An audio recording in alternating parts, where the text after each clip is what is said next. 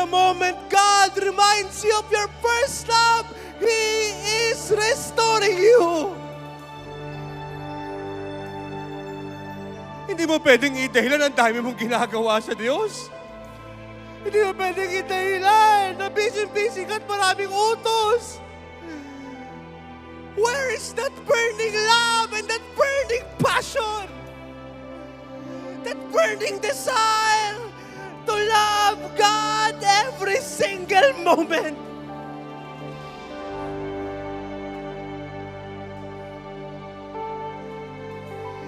At ito yung pagbubunga noon. Ito yung pinanggalingan ng revelation na ito.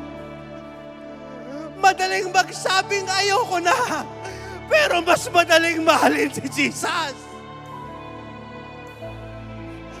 Mas madaling magmormor, magalit, sumama ang loob, pero mas madaling mahalin si Jesus. Madaling mag-backslide.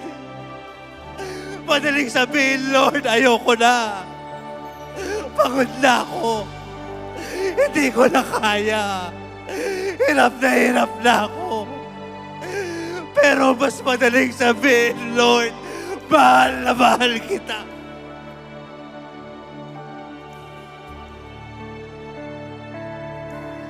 Madaling magalit. Madaling mabilis umaan ang loob. Pero mas madaling sabihin, Lord, mahal na mahal kita.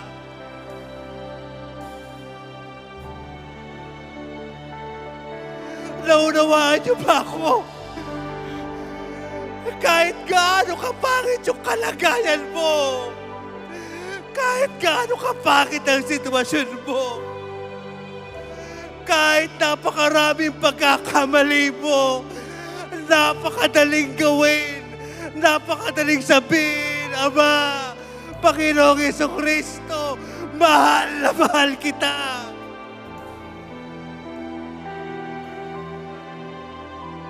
Siya yung pinakamadaling bagay na gagawin mo sa mundo dahil hindi mahirap mahalin si Jesus.